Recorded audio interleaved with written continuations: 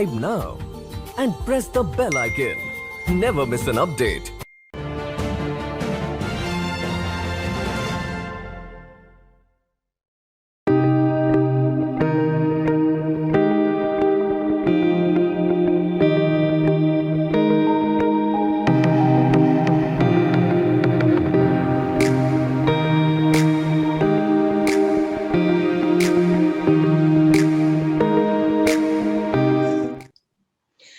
Namaste, konnichiwa. Welcome to the Nupur Tewari Show. And today again, we are going to be enlightened by none other than Ambassador Hirabayashi. Hirabayashi-san, welcome to the Nupur Tewari Show. Welcome back. Thank you very much. Namaste. Namaste. So last two times, we came to know a lot of internal stories, which we had no idea. Yes. So today, I think we will know about bilateral relationship. Right. Our bilateral relations has been rapidly progressing. Still not to the extent of our expectations. Okay. In terms, I would like to discuss first security Okay. and stability issue. Secondly, economic relations. Thirdly, people-to-people contact. The third point is much less developed than we should expect. First, security and peace cooperation. On this front, our relationship has been making a rapid progress.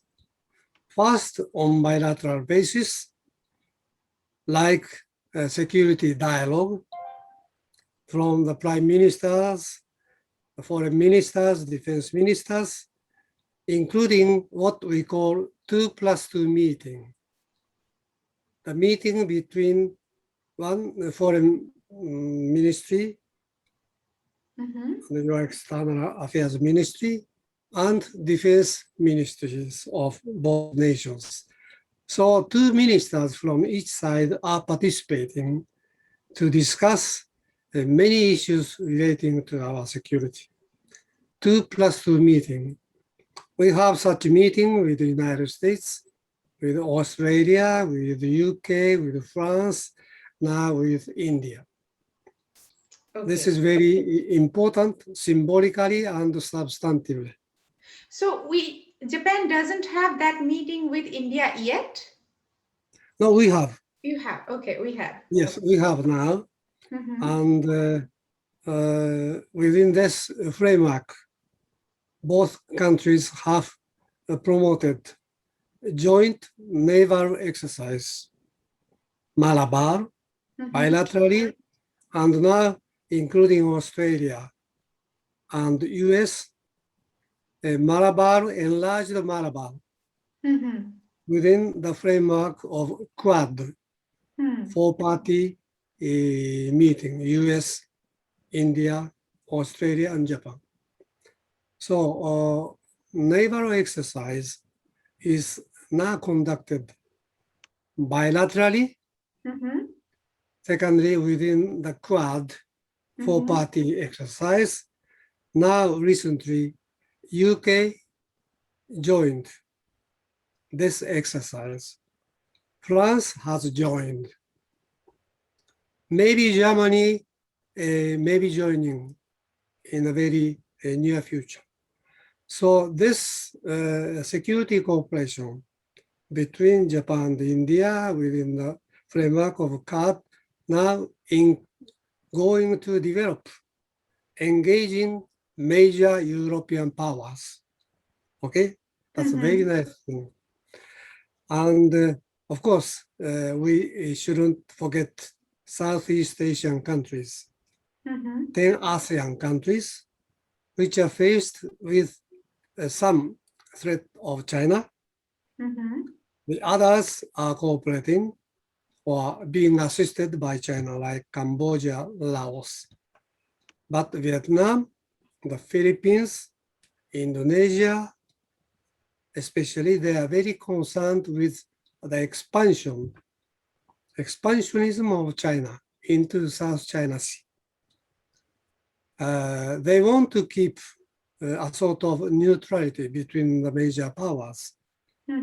However, without our, much more proactive engagement, ASEAN countries may feel that they are under more pressure than of China compared to the friendly approaches of all of us, Quad and others. True. So we have to help ASEAN countries redress their sort of balance of power. Okay, this is the security dimension. And of course, the security dimension engages the Northeast India, as I told you before. Yes, Because exactly. Northeast India is faced with Myanmar, faced with China. Yes. And Japan-India cooperation progressing there helps very much the security situation of Northeast India. Of course, India may not be welcoming other powers in this part of India. Maybe no thank you to the US. No thank you to British former colonial power who used to fight against Japanese and Indian National Army. True. The British are not welcome in the Northeast. Japan is highly welcomed. So we are making progress in our cooperation, especially in the connectivity building, road, railways in this region. So Japan is strongly interested and highly appreciated by India. Yeah. Okay. Next on economic front, okay. Yes, please. In terms of trade, in terms of investment, our relations, Japan-India economic relations, is not matching our potential. Very true. Yes, our presence in India, the number of Japanese companies settled down in India is, roughly speaking, 1,400, between 1,400 and 1,500 all over India. Scattered around India, but more concentrated on what I called the last time in the arch of industrial and investment-friendly states, stretching from Delhi capital region to down to Tamil Nadu. Yeah, especially west and southern part of India. The eastern part is left behind, except True. for a small area close to Kolkata. But the potential is huge for the promotion of our investment, foreign investment in general. The investment climate should be improved. Very true. Like to other states on the west, on the southern India.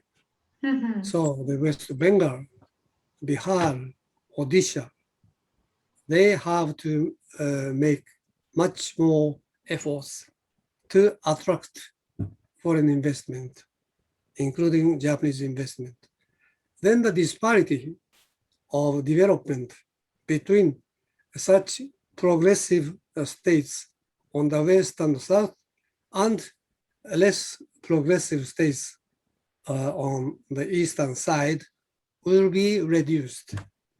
For the integral development of economy, the Indian government, Indian state governments have to pay much more attention on this aspect of disparity, especially the leaders of such states which are left behind have to change their mind. Exactly. Forget about politics. Yes. Forget about rivalry of political parties.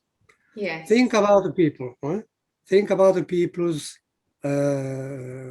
prosperity. Think about their Overall development. Yes. So the politics is very important. The economy and politics are closely related. True. And so Japan has been the number one donor, assistant power to India since 1958. The first our official development assistant went to India to help the construction of a port in the close to Visakhapatnam, a port from where iron ore, which we needed for our own reconstruction, was exported from India to Japan. Okay, and Since which year was it? 1958. Wow. Okay. Okay, so we are very thankful to India for the export of iron ore, which was really indispensable for our reconstruction after the World War II. So you helped us. So in exchange, we helped India's development by extending our foreign assistance programs. Since 1982 up to now, India is the #1 recipient of JapansODA. Wow, I think many people don't know about it. Right. But Dr. Manmohan Singh, everybody he speaks about our assistance. He speaks highly of Japan on two issues. The first, when he was finance minister in 1991, India was faced with a huge shortage of foreign currency because of the first Gulf War. Many Indian workers were repatriated. Their foreign exchange remittance was reduced.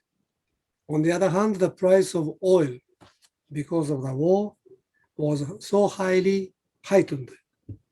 India was faced with a really serious situation of foreign currency. Only 2 or 3 weeks of import would be allowed with that reduced foreign exchange. So Dr. Manmohan Singh, as finance minister, went to Japan and asked his Japanese counterpart and Japan's central bank. The necessary emergency aid was granted. The IMF followed the Japanese path. They didn't take initiative. Japan took initiative. So knowing that, Dr. Manmohan Singh, during his premiership, after he quitted the premiership, every time he talks about, he expressed his deep gratitude to Japan, #1. #2, our assistance program to India is highly appreciated by Dr. Manmohan Singh. So we appreciate highly Dr. Manmohan Singh's efforts. Mr. Modi, the current incumbent prime minister, is following the path of Dr. Manmohan Singh. They are quarreling each other, the BJP and Congress, on other fronts. But in our bilateral relations, BJP and Congress, there is no difference. No struggle. They are united. Even the Communist Party of China is pro-Japan. So Japan is not having any enemy in India, not like China, not like some other countries, including the United States. So recently, our official development assistance is going, of course, to conventional areas like poverty alleviation, basic education, I hinted, or some environmental projects, reforestation. drinking water, sewerage problem. I visited once a sewerage cleaning station on the bank of Yamuna.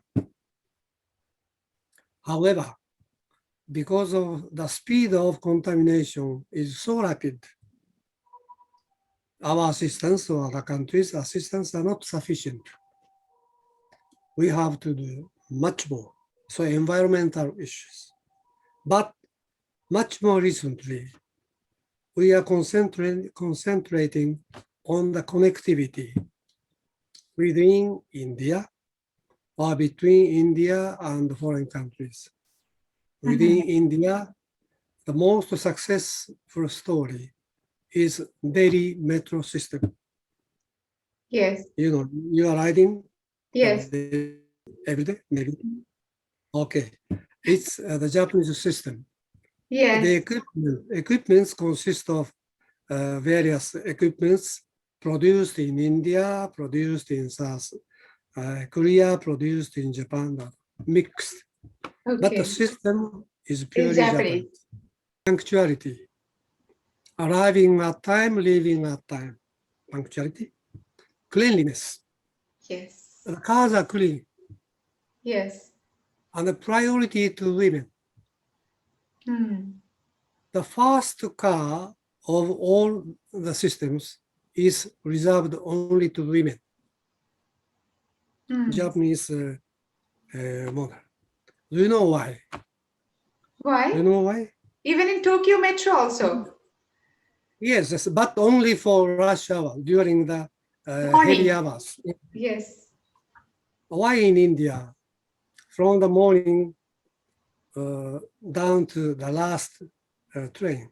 The first car is reserved only for women. Women. Why is that? Frankly speaking, so the women on the Delhi metro are feeling safe, not pushing around by men. True. Men are not always nasty. They are gentlemen. Yes. But mixed, there are some people who are tempted to do so. So the punctuality, cleanliness, women's priority, and security. Yes. Security system. You have to go through a security gate, no? But once within, you feel very safe. Yes. This system was so successful. When I was the ambassador, it started. I inaugurated, not complete inauguration, but Mr. Vajpayee, Prime Minister, Mr. Advani, Interior Minister attended the meeting. It started from the east-west small section, south-north small section. Now the entire length of Delhi metro system is surpassing the entire system of Tokyo metro system. And this success in Delhi is followed by other Indian metropolis, Mumbai, Chennai, Bengaluru, Kolkata. Kolkata, before Delhi, we constructed one line. Many Nagpur, many major cities have now constructing their own system, Metro system. following the example of Delhi metro system. Roughly half of metro systems in local metropolis are funded by Japan's ODA.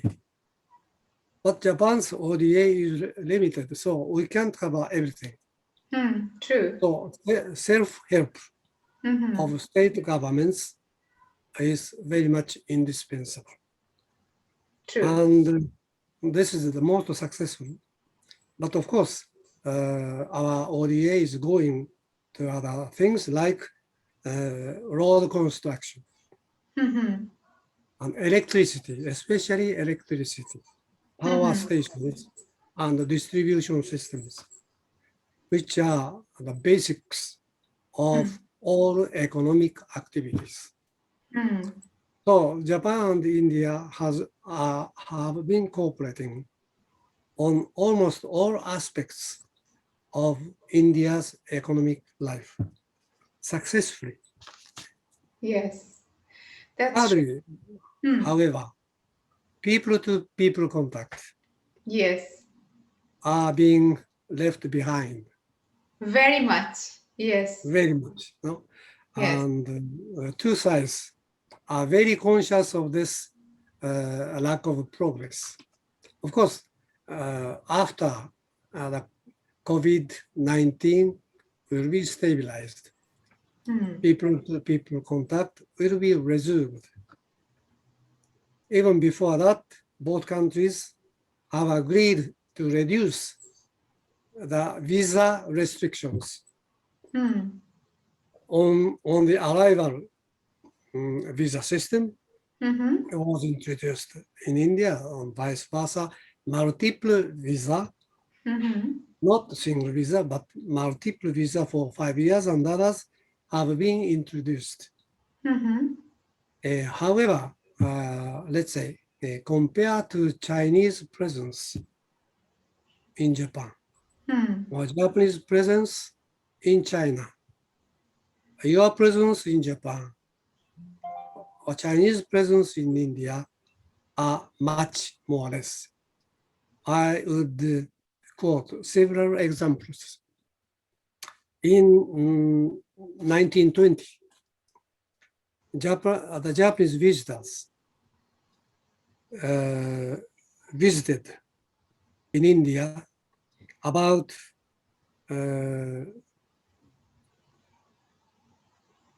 240,000 Japanese visited in India, while the Japanese visited China 2,700,000. 1/11th. One Japan India, 11th Japan China. Japan, China. Chinese visitors to Japan came in 1920, 1.7 million.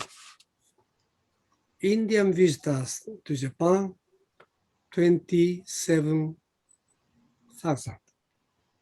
Very less. 140 ratio. Scholars or the scholarships students. Number of Indian students accorded by a Japanese Ministry of Education reached 1,700 only. Yes. 1,700. While Chinese students granted scholarships by a Japanese government, 120,000 students. 170. 170. One reason why Indian students' number is so small, partly because of our fault. But curiously enough, the number of Nepalese students in Japan or Bangladesh students in Japan are much more than the Indian students in Japan. Yes. Do you know why? I think this is the language, I guess.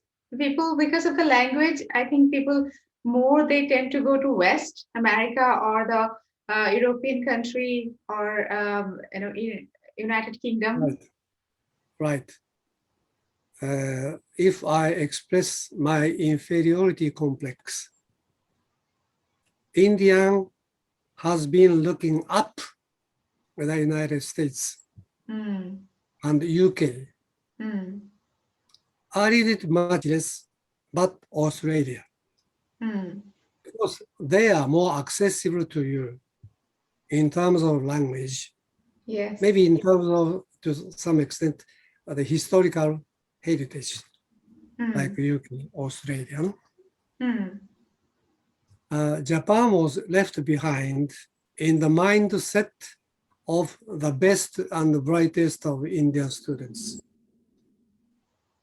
If they come, there are many excellent students from India, but they are limited to those who love Japan, Yes, true. love Japanese history, culture, not so much interested in economy, in politics.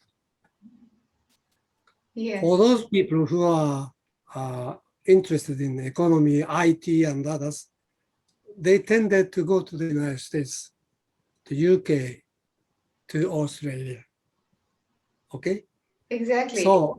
So partly it is because of our fault, but partly because of your lack of interest, your lack of knowledge about Japan. But Exactly. luckily for us, unluckily to you, Trump administration has introduced the restriction of HB1 visa Yes. for IT engineers.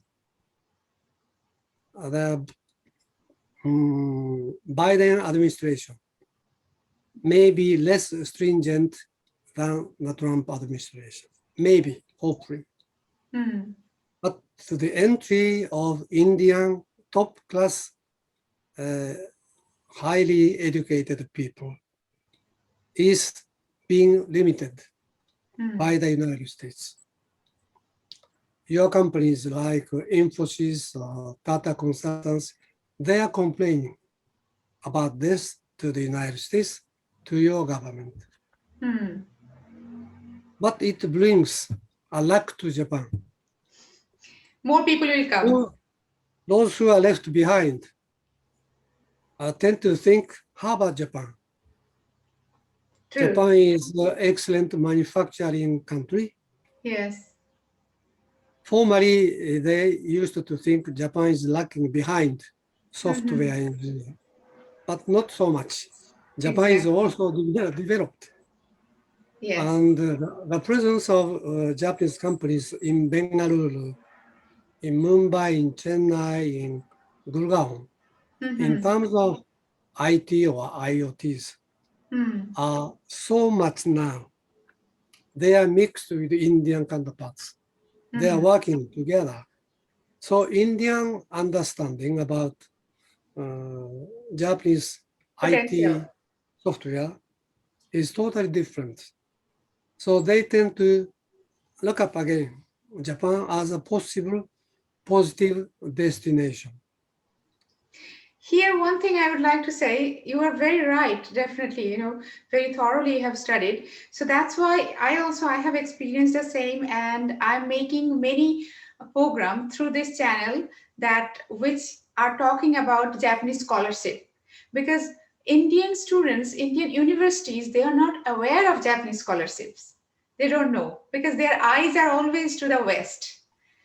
So that's why I'm just trying with different professor from different universities, and we're just trying to educate Indian students that there are a lot of potential, there are a lot of opportunities, and there are a lot of scholarships in Japan. So please come to Japan. Right, right. Now we are helping the development of IIT Hyderabad. Yes. Between the two governments. On our part, JICA, Japan International Cooperation Agency, is helping the development of the campus or the personnel level of IIT Hyderabad is a sort of a branch university of Japanese top university. So it is only one example. The many IITs of India are sending their students to Japan now. Yes. It's very good for us, and more progress is to be made. But the people-to-people understanding is not limited to that. Hmm. But basically, the tourism is very important. Tourism. Tourist, yes. Yes, there are increasing number of Indian tourists here, vice versa. But compared to, let's say, Southeast Asian countries, the Japanese tourists are not going so many in India. Hmm. They have maybe some bias about India. I don't know, but compared to the Southeast Asia, Hmm.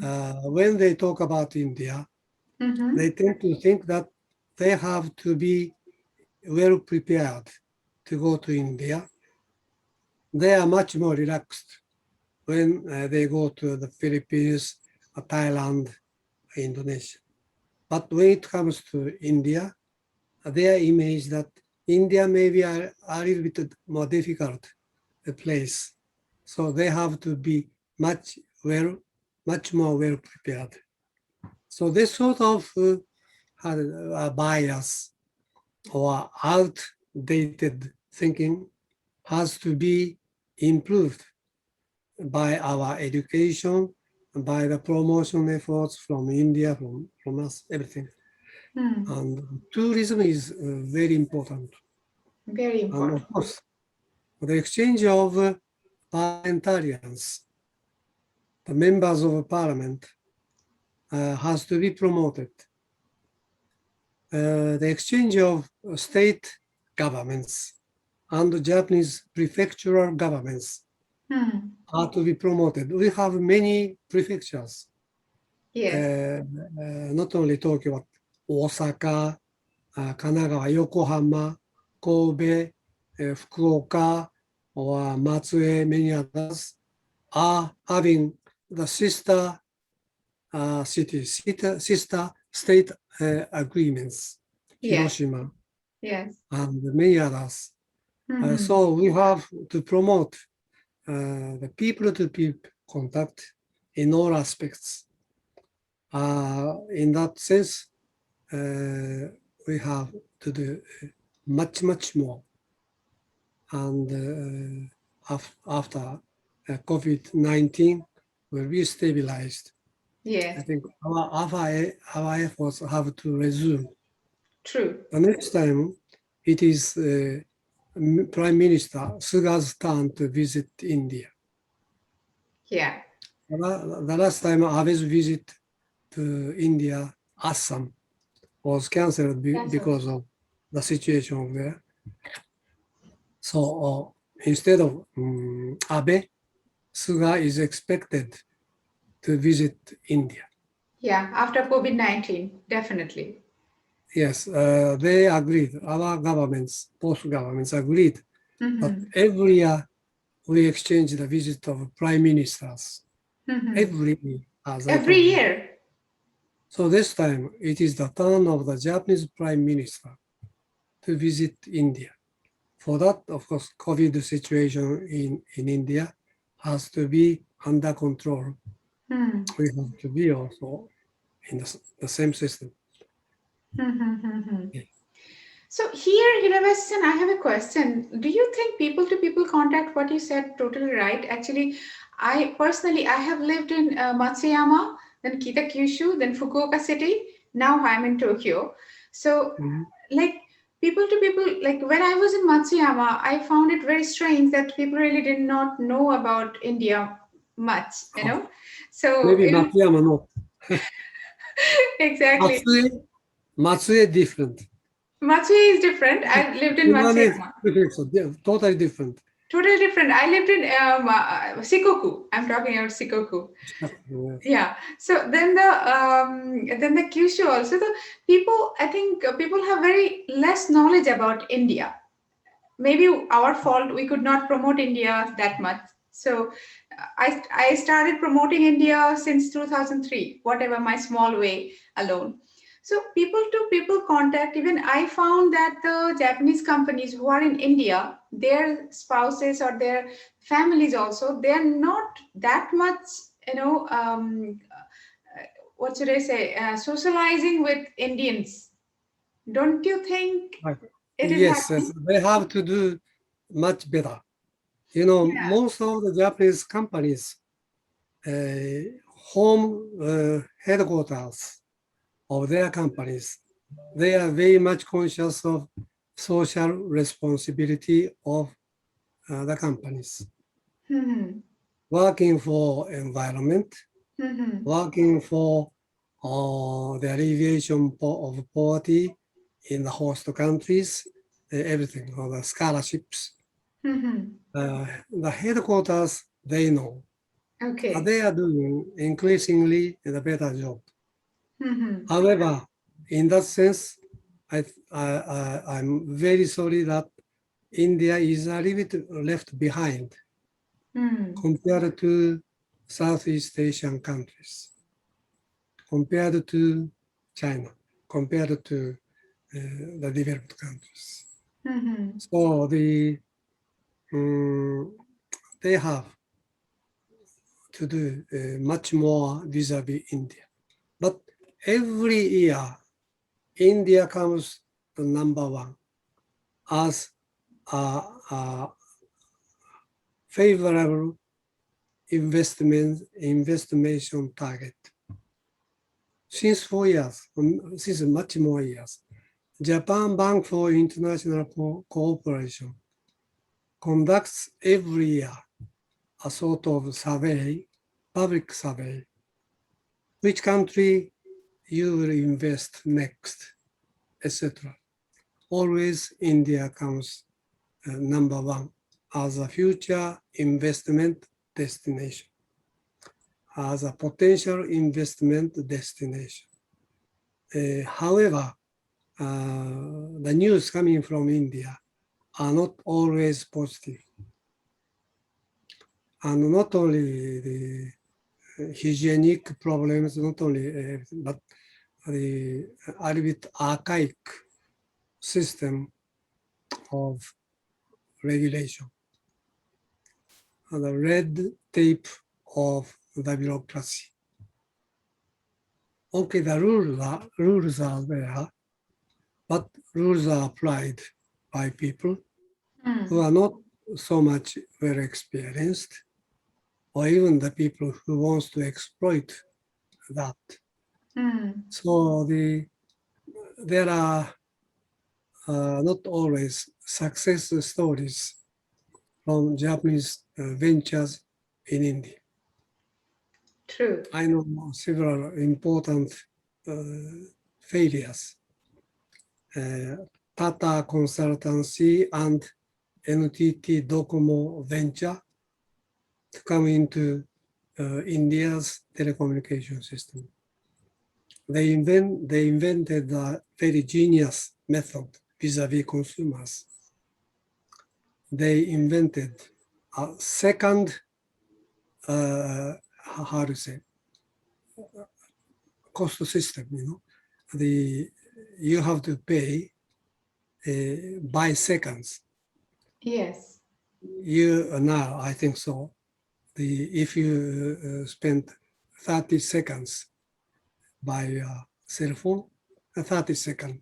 Before it was calculated by minutes. Yes. But this good examples were quickly followed by other companies of India. And also because it's half Tata consultancy, half Japanese, Mm. they didn't get a very profitable area of activities. So Mhm. NTT Docomo gave up and they sold their part to Tata telecommunication system. Yeah. And I worked as an external director to the Daiichi Sankyo pharmacy. Okay. Daiichi Sankyo was thinking that India is a big country in terms of pharmacy, Yes. including vaccines. So they were aligned with the Ranbaxy farms. Mhm. But the leadership of the Ranbaxy cheated Dai Sankyo. They had been criticized by American FDA, Food and Drug Agency, for the lack of hygienic standards, for the false statements about their products. So FDA warned Ranbaxy to, to improve all that. But when Dai Sankyo negotiated with the leadership of Ranbaxy, Ranbaxy leadership ordered to their negotiators to conceal all these problems. And without knowing, Dai Sankyo purchased Ranbaxy. But later, Dai Sankyo and Ranbaxy, which was governed by Dai Sankyo people and others, were asked by American FDA to pay $500 million Wow. to settle the issue. And Dai Sankyo gave up. I was on the board. I participated in the discussions. We gave up and we decided to sell our interest in Ranbaxy to Sun Pharma. Sun Pharma, yes, big company. yes. They were interested in enlarging their activities. So their interests and the interests of Dai Sankyo coincided. Dai Sankyo's loss was minimal because the price of shares of Ranbaxy were much higher than Dai Sankyo purchased. So the story was negative, but net loss of Dai Sankyo was not so big. But Dai Sankyo's ambition to work in India, to work with Indians vis-a-vis the global community was abandoned. So these stories, of course, are not limited to India. We have to overcome these problems. Yes. So Otherwise, India is yes. Yes, Hirabayashi, actually now I think we have entered already in the business. From bilateral to we have already entered to business. So definitely, with your wide experience, vast experience on concentrating on India, I think it would be really enlightening for Japanese businessmen as well as Indian businessmen that doing business, how to do business, what kind of things they have to take care, both countries, people. So I think I would love to request you for next time talking about only business, and we can just maybe India can have more investment from Japan, because Japanese, I think the big companies it's totally fine, but the small companies they're still finding it is difficult to invest or selling their product in India because of the language problem, because of the ethics of working culture, lot of things. These conversations, these are never ending because we have so much to learn from you. So I think I will come back to you again with different topic. Thank you. And so viewers, that was Hirabayashi-san, and we came to know a lot of things between India and Japan, and this is never ending, this learning processes. So Hirabayashi-san will be with us again and again. For today we are going to end here, but he will be with us because we need to know a lot of things and we need to learn a lot of things to make the bridge stronger between India and Japan. So for today, thank you so much, viewers. And Hirabayashi-san, thank you so much. ありがとうございました。本当にお世話になりました。So everyone, until next time, thank you so much. ありがとうございました。And おやすみなさい。Subratri, good night. Namaste.